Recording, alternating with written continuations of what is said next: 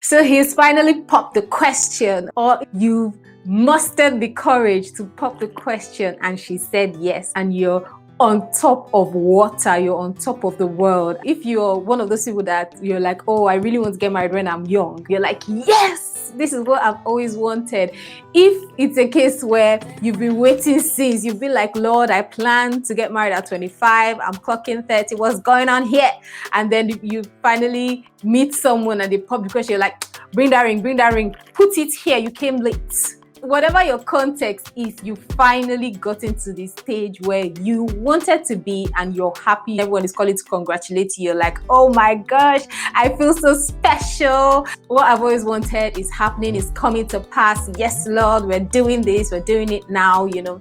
And all of a sudden you start planning the wedding and oh my gosh, there's all these things. The reality just hits you because there's all of this conflict that you have to deal with.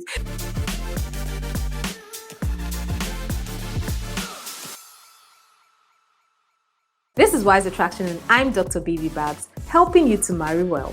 If you enjoyed this video, please give it a thumbs up and also share with anyone you think might find it useful, and please do not forget to subscribe to this channel. This is the second video in the series Preparing to Walk Down the Aisle with Confidence. Today, I'd like to share some ideas with you on how to deal with the conflict that arises when you start planning your wedding. Personally, I feel like knowing that conflicts are likely to arise when you're planning your wedding.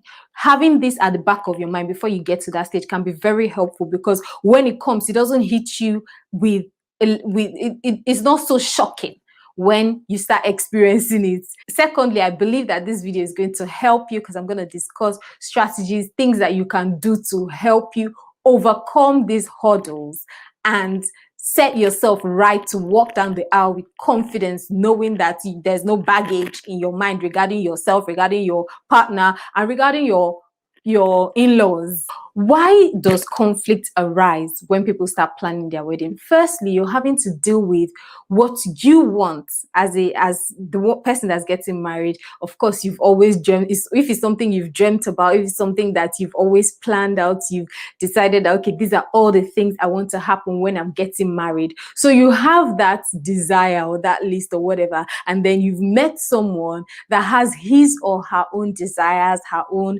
wishes for when they're getting married. And then you also have their parents. Remember that parents also have their wishes and their desires, things that they want to be done, the processes that want to be followed. And then you have the culture and the religion of your parents, which they might infuse into the things that they want for you to do. Your partner's culture, your partner's religion, and also your parents' culture and your parents' religion. So the reason why conflict tends to happen when people are planning their wedding is because both parties, the two people getting married, they have a responsibility to merge all of these things and create one beautiful event which happens on the wedding day, and after the wedding to create a lifestyle together. So from when you say, I will, you begin a journey of merging two different lifestyles, two different visions, two different goals, two different ideas, two different personalities into one. And that in itself can be challenging and can lead to conflicts, which, if not managed well, can follow you years down the line and become a problem after you've gotten married. I also had this experience when I was planning my wedding, and it's something that I have witnessed people within my space also experience. And sometimes you find a lot of people end up coming out so hurt to the point where long after the wedding is still an issue for the couple. This video is meant to help you prepare and to mitigate the effects of this type of conflict. If you're in a situation where you've known your partner for a while, both of you have had the opportunity to get to know yourselves before getting your families into the mix as you plan to get married. However, there's also the situation where, you know, there's some people that they don't cut for very long. You just meet someone, you feel so strongly that this is the person that I should be getting married to, this person I believe that God is leading me to. And then you go ahead, you pop the question, or he pops the question, you say yes. Before you know it, like the families are already involved, everyone is involved, and you're thrown straight into the deep end, having to deal with merging everybody's desires. When I was doing my youth service, I had this roommate. She was planning to get married. She was always crying every night because her husband's was saying one thing and her father was saying something else, the things that her husband to be could do. He was trying to tell her that these are things I can do, these are things I can't do. Her dad was adamant, saying he has to do A, B, and C in order to be married to you. If he's not doing A, B, and C, he's not ready. So she was just in between both of them, and it was just something else for her. You also have cases where the guy or the lady comes and introduce his or her intended to the family, and you find that the family is not very welcoming. In fact, there was this movie I saw, Mother-in-Law. It's a Maldive movie. It's free to watch on YouTube. This guy was introducing the lady he wanted to marry to his family, and when the lady came, his mom started asking her all these type of questions. Are you real? Can we trust you? Type of questions, sort of questioning her person. And she wasn't comfortable with it. She wasn't happy about it, but she didn't say anything to the guy. She just went and told her friend that after that, she's not happy with the way her mother-in-law to be is treating her. And after she gets married, she's going to teach this woman a lesson. After she got married to the guy, she ended up being very cold towards his mom. In fact, there was a time she called and she didn't even allow her speak to her own son, and she was really cold towards her. That led to issues, not just between herself and her mother-in-law, between herself and her husband. And these are two people that had just gotten married. So they had such bad issues that to the point where her husband decided not to eat in the house anymore. He stopped having her meals. Of course, I can't bother to tell you the whole movie. If you're interested in knowing how they resolve that issue, please go and watch the movie. It's on YouTube. Another thing is, you might go and introduce the person you're intending to get married to your family, and they will say, we are sorry, we don't think this person is right for you. And when they say that to you, if you carry on, you push through and you still get married to that person, that wound that happened, because you remember that the person you're bringing to introduce to your family, the person could also feel rejected depending on how your family treats them or how they perceive that they're being treated when they come to the family. And that feeling of rejection, if it's not dealt with, can lead to issues after you get married, because that person might decide that your family did not accept me when I came for you or when you introduced me to them. I also will not accept your family into my house and into my home. And that can lead to a whole lot of issues right from the beginning. So when you're planning to get married, with this conflict lays a foundation for your marriage in the future. It either lays a good foundation where you can take off from, or it lays a problematic foundation with things that you can deal with. And if you find out early and you nip them in the bud, it can help you, of course, move ahead freely. So for me, when I was planning my wedding, I had my own fair share of issues. I came to the UK to study. After my studies, I stayed on to work, but then my permanent residence was Nigeria, and my goal, my dream was to go back to Nigeria, get my dream job, start working, get married there, have kids, live my entire rest of my life there. But then along the line, I fell in love. So I remember when planning all these things, of course, I was carrying my family along. I was already in the process of getting this dream job. In fact, I already had the dream job. And just as I was getting ready to move back to Nigeria completely, I met my husband. So this whole plan and everything had to change. And of course, it's not just for me. My parents were also expecting me back in Nigeria. So imagine what it would have taken to get them to convince them of this new plan and why this new plan was better than the old plan. So that in itself brought about some hurdles that we had to overcome in planning to get married. The second thing was my husband and his immediate family live in the UK, while my immediate family lives back in Nigeria. So having to fulfill my parents' requirement, my traditional requirements from two different continents also led to its own issues. So these are the things that we had to work through before we could get married. For me also, the third situation I went through was that the way my parents understand that people get engaged is not the way that I understood that people got engaged. So when I was like, oh, I'm engaged, my parents were like, what? Like, did we accept anybody? Why would you be saying you're engaged? So that's also another hurdle that I had to go through, because of course I need to take into account what is important to my parents, and I need to ensure that they are honored, because that was one of my goals in getting married. And even till today, one of my goals is to honor my parents. To start with, I want to begin with the mindset I would like you to go with, especially to men. This is especially for the guys. If you're going on to marry a woman, especially if you're from, I'm speaking from an African, a Nigerian point of view, and from a Christian point of view. If you're going to marry a woman, you know that most times the woman leaves her family and follows the man to wherever he goes to, most of the time. Of course, there are exceptions to the case. I'm just saying the majority of the time. So fathers and even siblings or brothers can be particularly protective of their child, of their daughter, and of their sister. So in that being protective, there are things that they might require you to do, not because they're just wanting to punish you. They are requiring you to do those things because they want to see and they want to assess if this person that they've loved all this while, they've treated, they've been kind to, they've cared for, and they've invested in, if the person that they are committing her for the rest of her life, if that person would also be kind to her. Nobody wants to let go of their child and find out that their child is suffering. There's also the element of guilt that it can bring. Why didn't I check this person? Why did I give my daughter? Why did I give my sister over to this person, over to this situation to go and suffer?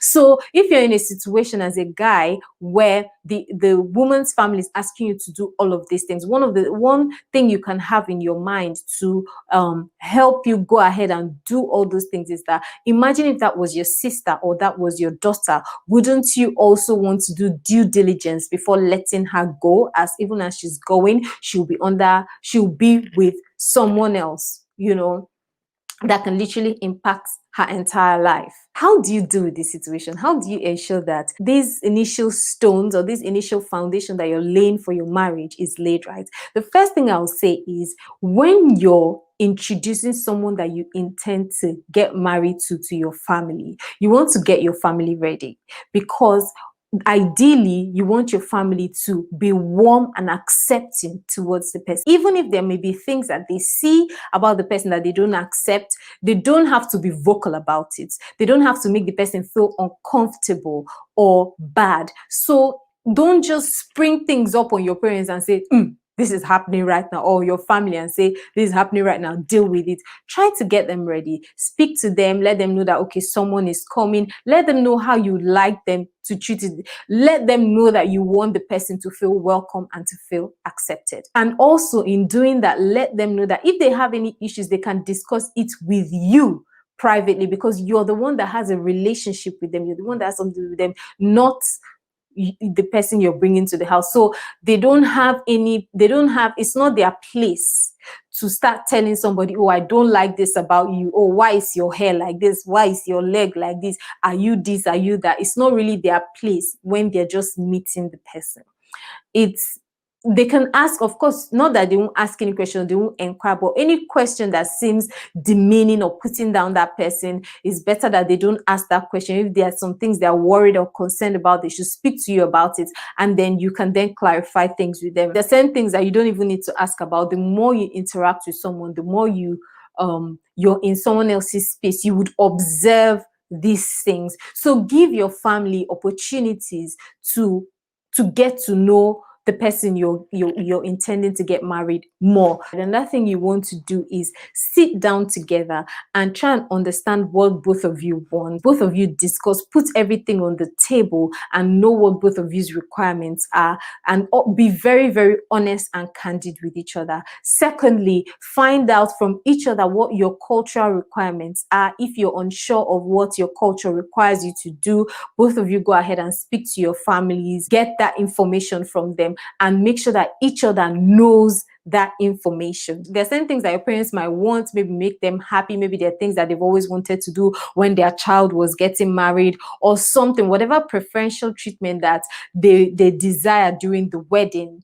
Personally, I'll say it's good to find or get all of that information and share it with your partner, so that both of you know fully what's going on from the beginning. Now, when you find out these things, you might not necessarily be happy with everything you find out, because you might hear things that, oh my gosh, I might not be able to do this, I might not be able to do that. But knowing ahead of time just makes it in such a way that, okay, you understand this. And then if it's something that you might need to make adjustments, flexible adjustments to do, you can then begin to prepare to do those things. Also, you can also talk, each other can then also talk to their families, so that each person's family knows their cultural requirements and also their church requirements. Different churches have requirements as to what is happening, where is the wedding happening, where is the counseling happening, what are the requirements in those places. You want to find out all of the requirements. Why I'm saying this is that what you're doing is that you're being proactive, because these things you're going to find out anyway. If you don't ask about them, it might be something that people assume you already know when you don't know. And when you do something else and they're like, why did you do this? Because they thought you knew better, but you didn't know because you hadn't found out the information. And so there's all this issue because they think that you're doing what you're doing intentionally. Meanwhile, you just didn't know. So it's very important for you to be proactive. When you get all of this information, you share it with each party. What I'd also suggest is let the lady speak with her family and let the man speak with his family, and then exchange information together when it comes to requirements, when it comes to what you can do or what you cannot do. You know, there's the informal side of things and there's the formal side of things. So for instance, if you're a guy, you're trying to get married to a lady, you know that you cannot afford a long list of bride price and all these lists that families keep coming up with. It's not for you to just go directly to the parents and go and say, this list is too long, I cannot afford it. No, you can speak to the lady you're intending to get married. She can then go and speak to her family, negotiate with them. She's their child. She's the one that they will understand. Negotiate with them, liaise with them till they bring that list down. Then, of course, by the time you then go to visit them and they are bringing stuff and that, they already have a mindset and an understanding that, okay, this is what, she might not necessarily tell them what you can afford or what you cannot afford, but they already have a mindset that, okay, my child has already pleaded with me and I've already liaised, my child's already come to me and I already have the mindset of bringing this down. You know, of course, when it comes to lists and tradition, people usually negotiate things down, to my understanding anyway. It's not like they're buying the lady or anything. You know, there's this whole argument of bride price, to pay or not to pay. Are they buying you? Are they not buying you? Personally, I'm all for bride price because it's a culture, it's a traditional thing. It's not about selling. It's just I love it. And even when my husband came to marry me, my family had a list of requirements that he had to fulfill before they were willing to let me go to him. So that's something that happens. That's something that's happened over the years. It's not about selling. If you don't understand the culture, you don't understand it. For me, really and truly, I'm like you. I don't understand it, but I love it. I embrace it. I embrace it and I accept it. The final thing is, if your family has some negative comments or perceptions or ideas about the person you're intending to get married or their family, try as much as you can to protect your intended and their family from that information. Try as much as you can not to let negativity seep through. Allow the positivity to glow. Let it be on fleek. Let it be bright like the sunshine. Let everybody hear them. Let everybody see them. Let everybody know them. But negative comments, negative remarks, negative perceptions and things, do not share them. The reason is that when you're sharing it with somebody, you don't know how they are receiving it. You know, you don't want to hurt them, because if they are hurt, they may start dealing with unforgiveness, bitterness, and that can set you on a rough patch when you then get married down the line. The truth of the matter is that, of course, you don't want anybody carrying anger and resentment. You can't say, oh, get over it, it's not that serious. No, you're not them. Don't try and decide how their emotions should go or shouldn't go. As much as you can, in fact, from the point when you decide to propose to somebody, you decide to accept a person's proposal, what you're doing is accepting to merge not just the two of you together, but two families together. And in the process of merging those two families together, what you are now in position to do is to protect each other in that process of merging. because these are two completely different families. You understand your family. He or she understands their family. So it's your responsibility. From that point, you take on that responsibility to protect the other party from your family. Now, I'm saying from your family. Of course, your family, you're not from a family of vampires or whatever, but you are the one that understands your family. You know your family, just as your partner knows and understands their family. And your families know and understand you better than they will understand your partner. So it's better to take on that responsibility to be the shield.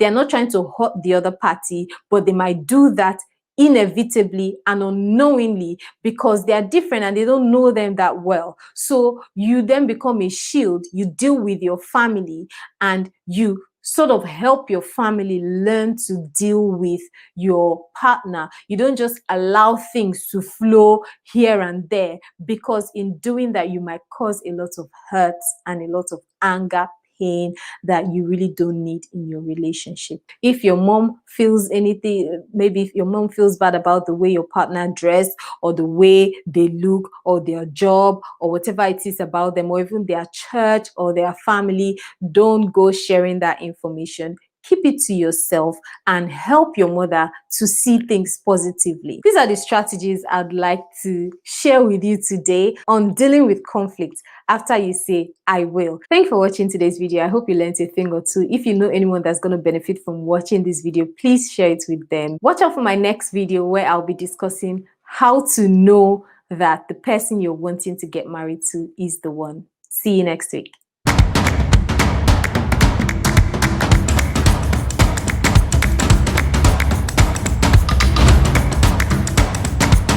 Thank you for watching today's video. I hope you enjoyed it. Please like,